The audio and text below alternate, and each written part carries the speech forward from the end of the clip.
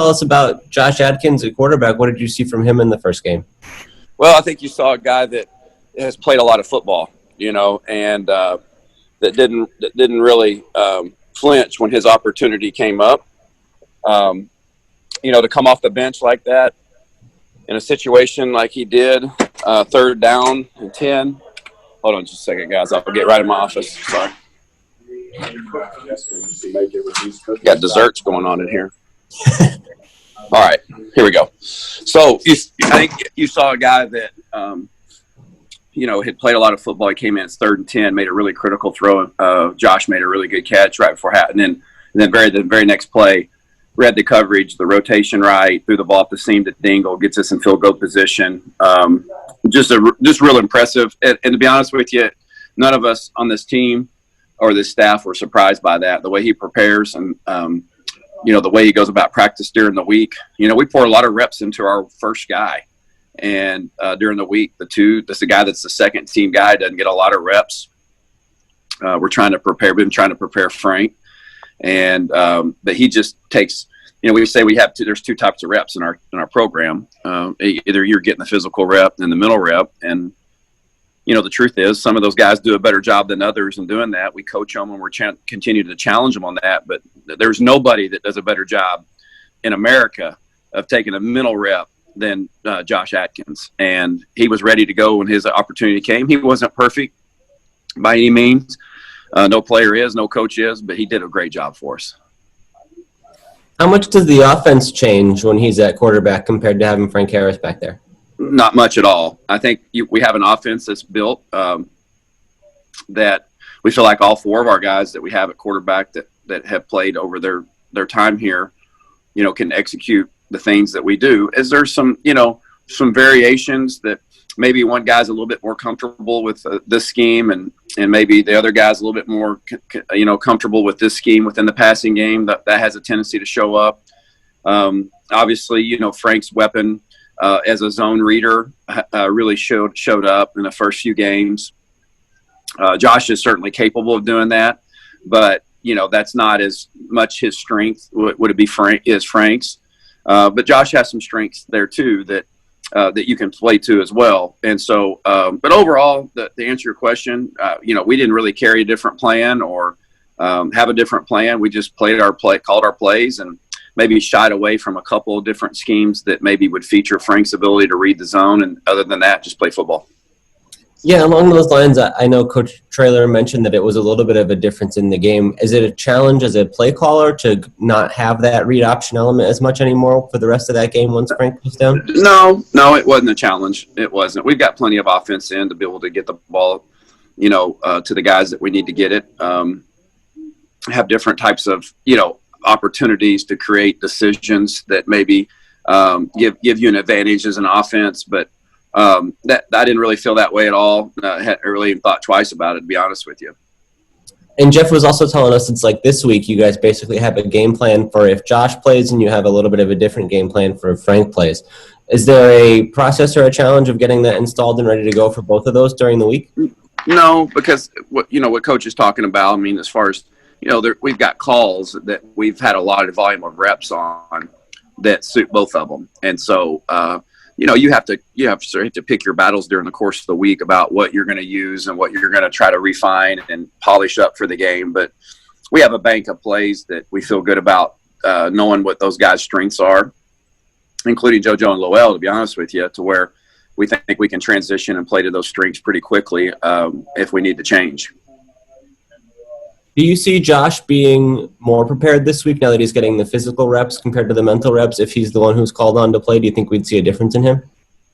Yeah, I think he's obviously his physical reps have increased this week because of the uncertainty of exactly how this is going to unfold. So that will only lend better to his preparation, that he's not going to have to solely relying on mental reps. Now, when I say that, obviously there's some physical reps he still got last week leading up to the game, but it wasn't near proportional as it is this week in our preparation.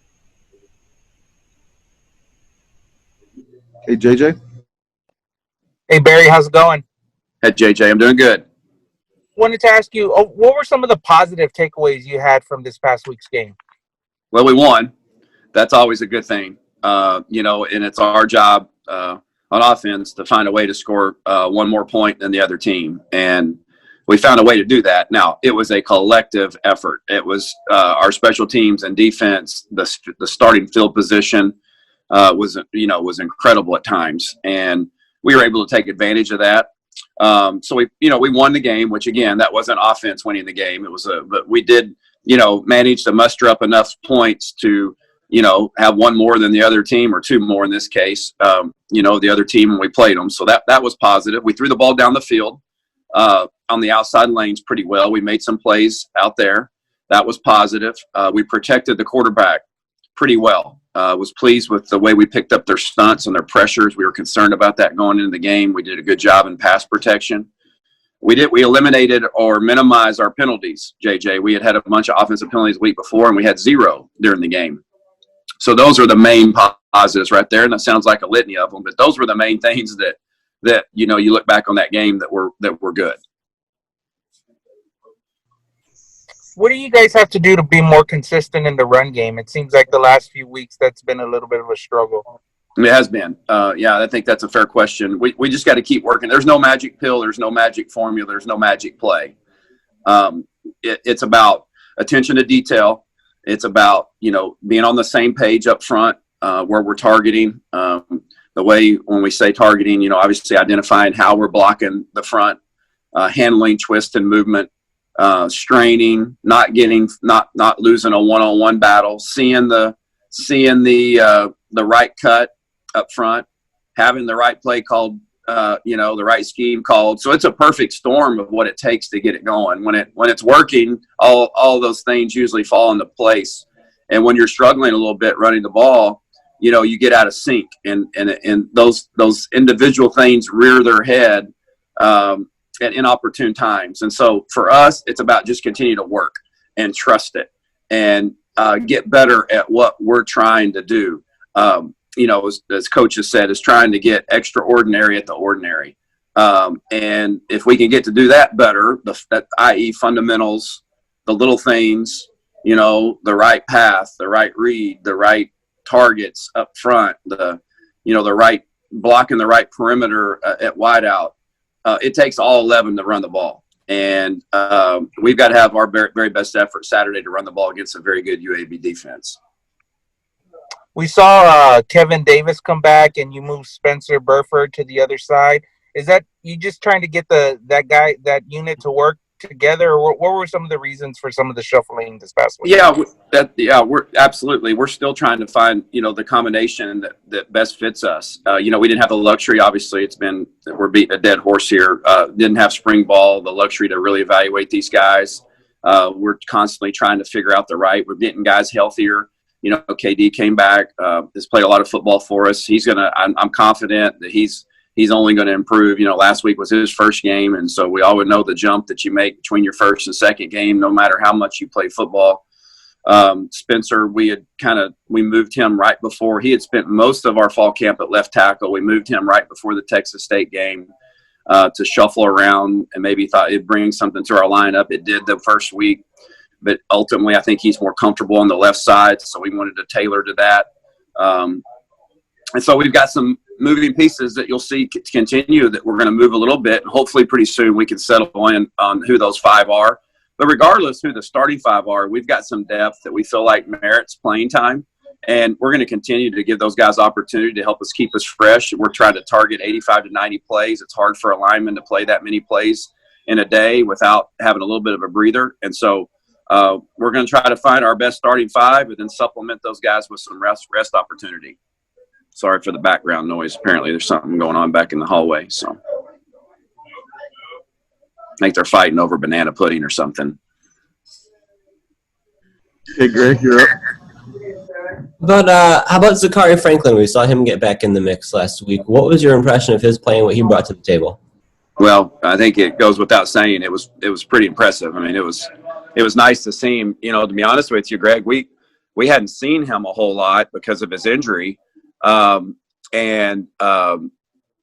just hadn't seen him practice a lot. And so the last 4 to 5 days leading up to the game, he started getting better and better and started practicing a little bit more. And then it wasn't really right before the game that that, he was out there a whole lot with us for prep and didn't really know what to expect. I mean, I know he's got talent and know he's a confident receiver that had a lot of success last year. And, but he exceeded all of our expectations, as far as the amount of plays that he could play and the impact that he made on the game.